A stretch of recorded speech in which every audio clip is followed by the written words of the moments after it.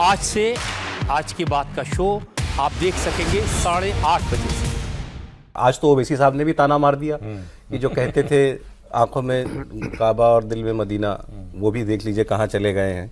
तो इनको कैसे, ये कैसे इस ऑपरेशन की सौरभ एक चीज, शुभेंदु अधिकारी, इस ऑपरेशन की एक चीज और देखिए कि क्योंकि शुभेंदु अधिकारी टीएमसी के टॉप लीग के नेता थे, वहाँ से छोड़कर बीजेपी में आए, तो उस समय जब वो टीएमसी में थे तो अधिकांश लोग तो सीधे सीधे उनके संपर्क में, क्योंकि उन लोगों के लिए कि अगर ममता बनर्जी से मुलाकात नहीं हो रही है तो शुभेंदु अधिकारी से मिलिए, दूसरा ऑप्शन वो होता था।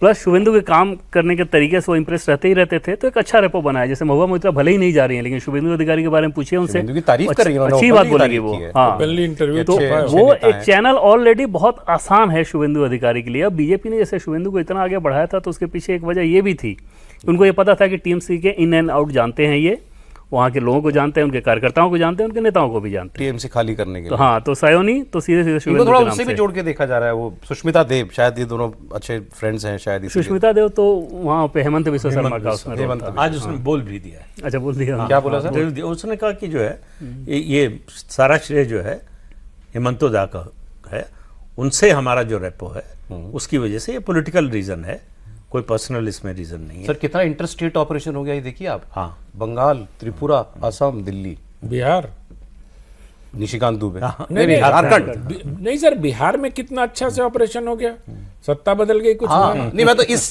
इस पर्टिकुलर ऑपरेशन लोटस की बात कर रहा हूँ, ये इंटरस्टेट ऑपरेशन। जब गृहमंत्री अमित शाह इस तरह की प्लानिंग करते हैं ना सौरभ, तो ऐसा ही होता है। जैसे 370 में हटाने को लेकर आ रहे थे, तो हेमंत बिस्वा शर्मा फ्लाइट से आए दिल्ली, क्यों? क्योंकि भुवनेश्वर कलिता को लेना था, वो असम से ही आते हैं वो।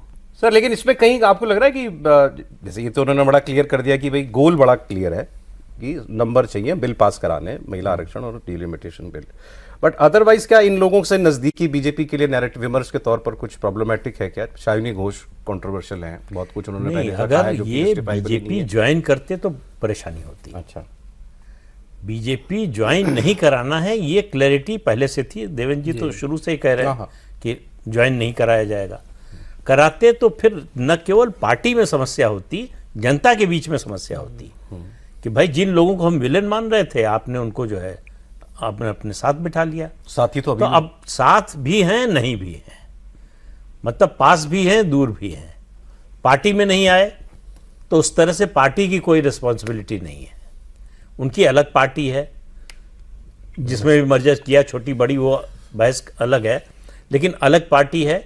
लेकिन ऐसे तो आप देखिए कि जितने एनडीए के सहयोगी दल हैं, ऐसा तो है नहीं कि सब आइडियोलॉजिकली जो है एक पेज पर हैं, बीजेपी के साथ हैं। बिल्कुल, सबकी सोच अलग अलग है, अलग अलग मुद्दों पर अलग अलग तरह से रिएक्ट करते हैं।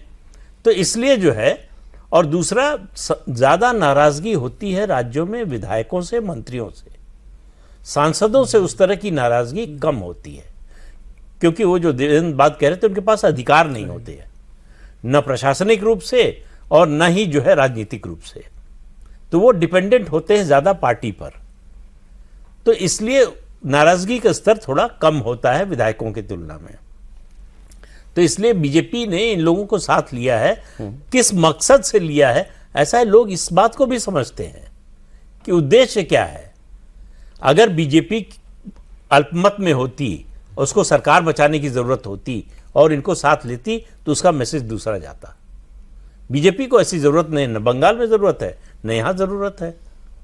तो ये एक बड़े उद्देश्य के लिए इन लोगों को साथ लिया गया है। ये बात बीजेपी कन्वे करने में सफल हो रही है, और जैसे ये दोनों बिल पास होंगे और ज्यादा स्पष्ट हो जाएगा। और उस कॉज से लोग जोड़ रहे हैं। महिला आरक्षण का विरोध कौन करेगा? कौन कहेगा कि नहीं होना चाहिए? डिलिमिटेशन जो संवैधानिक जो है व्यवस्था है, वो कभी ना कभी तो होना ही है। होना ही है।